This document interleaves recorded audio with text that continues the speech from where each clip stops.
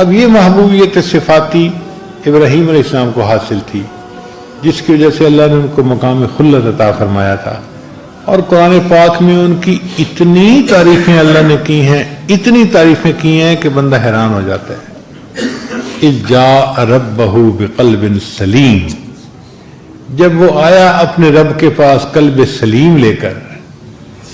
اللہ اکبر، کیا سونے کا دل ہوگا جو ابراہیم علیہ السلام نے بنایا کہ اللہ قرآن میں اس کی تعریفیں کر رہے ہیں۔ شاکر لانعمہ، اللہ کی نعمتوں کا شکر ادا کرنے والے۔ اجتباہ وہداہ الی صراط مستقیم، اللہ نے چن لیا، خاص کر لیا اسے اپنے لیے۔ ارے میرے محبوب، آپ بھی ان کے نقش قدم پہ چلیے۔ ایک جگہ فرمایا وَإِبْرَاهِيمَ الَّذِي وَفَّى، اور وہ ابراہیم جس نے اللہ سے وفاداری نبھا کر دکھا دی۔ کیا وہ وفاداری ہوگی کہ اللہ تعریف کر رہے ہیں؟ اللہ فرماتے ہیں کہ ابراہیم علیہ السلام سے ہم نے بیٹے کی قربانی کا جو کام لیا، ان ھذا لہو البلاء المبین، یہ بہت بڑی آزمائش تھی جو ابراہیم علیہ السلام سے مانگی گئی قربانی بیٹے کی، یہ بہت بڑی قربانی تھی، مگر اللہ فرماتے ہیں سلام علی ابراہیم، ابراہیم تجھ پر سلامتی ہو۔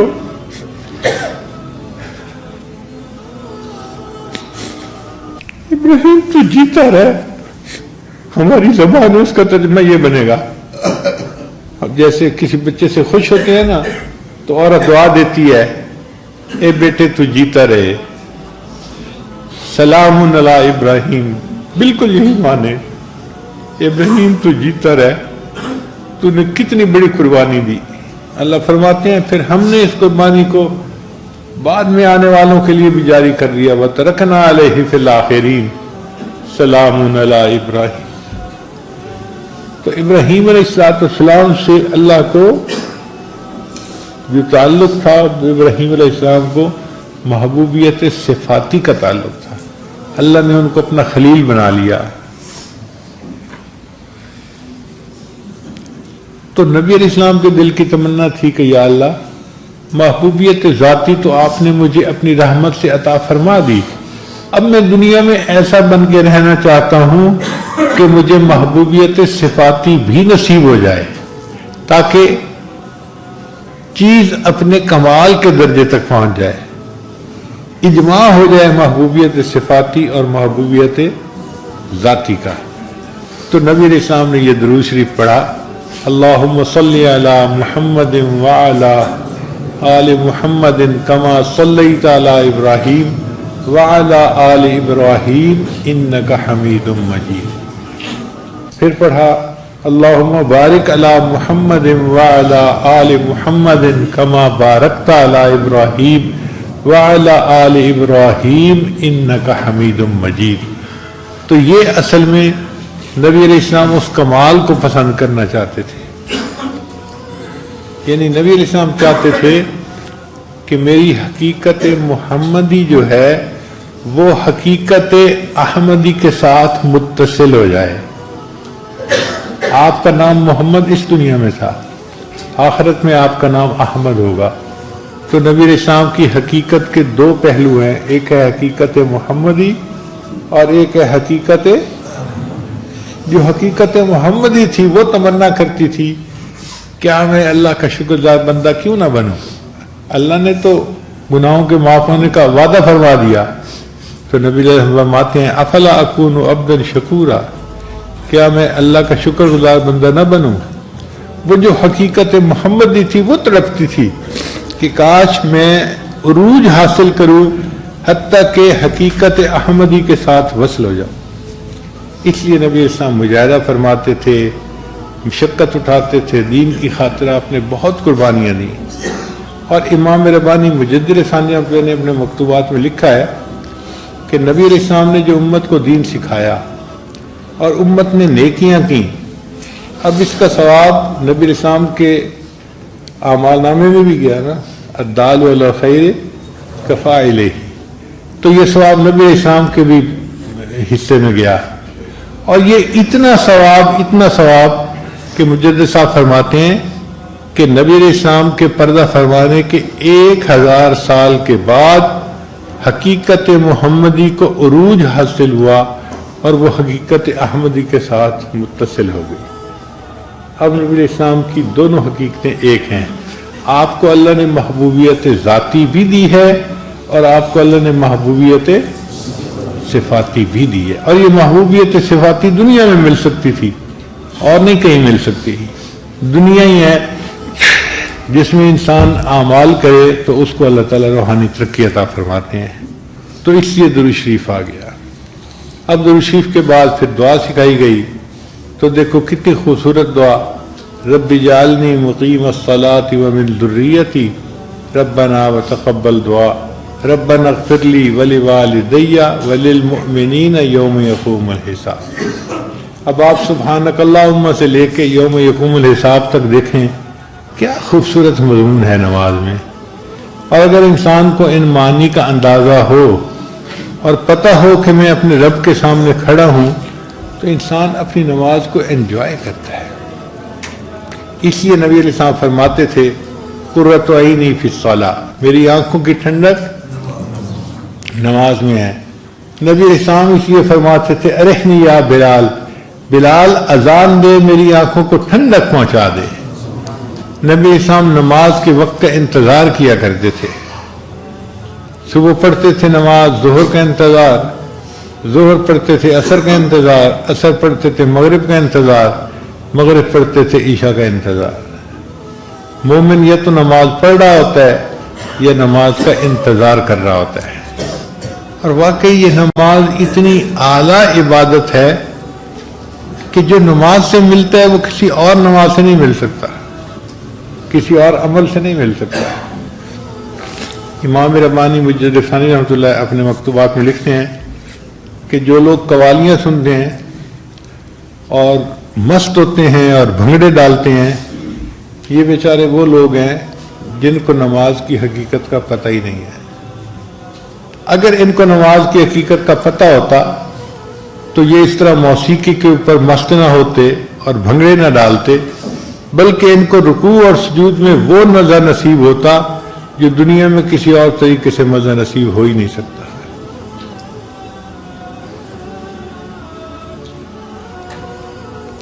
इसलिए हमारे मशाइख जो बैत होते थे ना, तो उनका मकसद यही होता था कि अपने शेख से नमाज के असरार व रमूज सीखें और अपने अकाबिर जैसी नमाज पढ़ना हमें भी हासिल हो जाए। शाह इस्माइल शहीद रहमतुल्लाह अलैह सैयद अहमद शहीद रहमतुल्लाह की खिदमत में हाजिर हुए तो ये कहा कि हजरत मुझे भी सहाबा जैसी नमाज पढ़ना सिखा दी, मुझे भी सहाबा जैसी नमाज पढ़ना सिखा दे। तो शाह इस्माइल शहीद रहमतुल्लाह अलैह ने रात को उनकी चारपाई अपनी चारपाई के करीब लगवा दी। तहज्जुद के वक्त पूछा, इस्माइल उठ गए हो? हजरत उठ गया हूँ, जाओ वुजू करके आओ। वो कहते हैं कि मैं गया और वुजू करके आया। पूछा वुजू कर लिया? हजरत वुजू कर लिया। तो फरमाया अच्छा अल्लाह के लिए 2 रकत पढ़ लो। वो फरमाते हैं कि शाह सैयद अहमद शहीद रहमतुल्लाह ने ये जो लफ्ज कहा ना कि अल्लाह के लिए 2 रकत पढ़ दो, इसने मेरे दिल का ताला ही खोल दिया। मैं नमाज में खड़ा हुआ, मेरे आंसू नहीं थमते थे, वो ताले खुल गए थे। और उस दिन मैंने पहली मर्तबा ऐसी नमाज पढ़ी कि मुझे गुमान हुआ कि शायद सहाबा ऐसी नमाज पढ़ते थे। इस नमाज को हमें सीखना चाहिए और इसको ऐसे पढ़ना चाहिए कि अल्लाह को पसंद आ जाए, हमारी नमाज अल्लाह को पसंद आ जाए।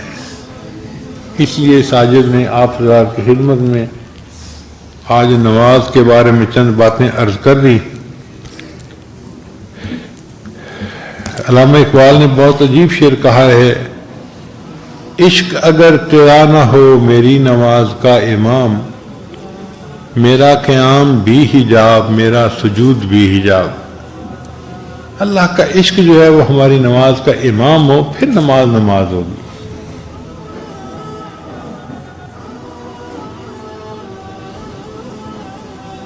اب اس سجدے کی ابتدا فرشتوں سے ہوئی تھی کہ اللہ نے حکم دیا تھا اسجدوا لآدم، تو انہوں نے آدم علیہ السلام کے سامنے سجدہ کیا تھا اللہ کے حکم سے، اور اس کا اختتام انسان کے اوپر ہوگا۔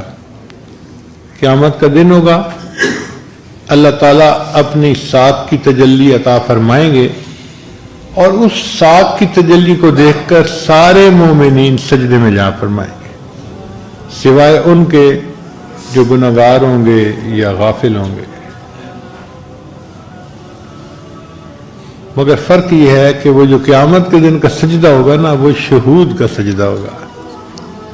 آج تو ہم غیب کے سجدے کرتے ہیں نا، کہ سجدہ تو کر رہے ہوتے ہیں، محبوب سامنے نہیں ہوتا، آنکھوں سے نظر نہیں آ رہا ہوتا، اور انسان کی فطرت ایسی ہے، اس کا دل چاہتا ہے کہ کچھ نظر آتا۔ کبھی اے حقیقت منتظر نظر آ لباس مجاز میں، کہ ہزاروں سجدے تڑپ رہے ہیں میری جبین نیاز میں۔ اللہ کبھی آپ مجھے ظاہر میں نظر آئیں تو دیکھیں ہزاروں سجدے میری جبین میں تڑپ رہے ہیں آپ کے سامنے، میں ان کو ادا کروں۔ اور یہ تمنا قیامت کے دن مومن کی پوری ہوگی، اس کو شہود کا سجدہ نصیب ہوگا۔ کتنے خوش نصیب ہوں گے وہ لوگ جن کو اللہ تعالیٰ یہ نعمت قیامت کے دن عطا فرمائیں گے، اور وہ اللہ کے سامنے اس حال میں سجدہ کریں گے کہ ان کو اللہ کی تجلی نصیب ہو رہی ہوگی۔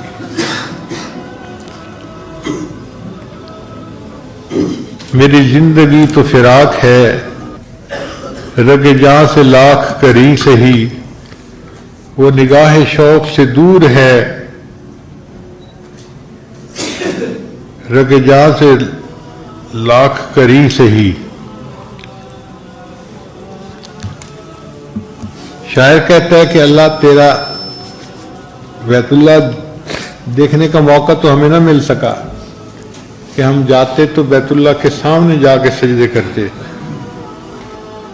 چلے ہم یہیں سجدہ کر لیتے ہیں۔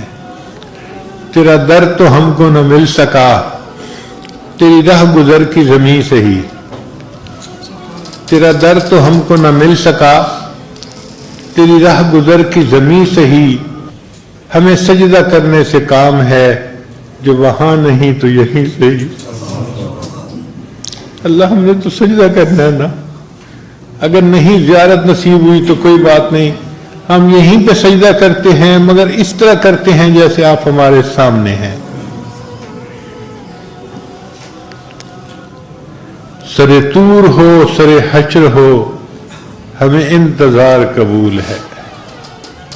اے اللہ آپ اپنے دیدار کا وعدہ تو کریں نا، طور پہ کرواتے ہیں تو اس کا بھی انتظار کر لیں گے، اور حشر کے دن کا وعدہ کرتے ہیں تو ہم اس دن کا بھی انتظار کر لیں گے۔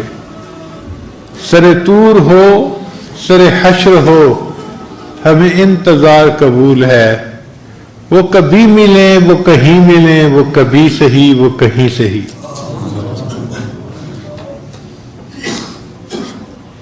اب جب چاہیں اور جہاں چاہیں تجلی کا وعدہ فرمائیں، اللہ ہم اس کا انتظار کرنے کے لیے تیار ہیں۔ اللہ تعالی ہمیں بھی اپنے ان خوش نصیب بندوں میں سے بنائیں جن کو جنت میں اپنے رب کا دیدار نصیب ہو اور وہ اس نعمت سے فیض یاب ہوں۔ وآخر دعوانا ان الحمد للہ رب العالمین۔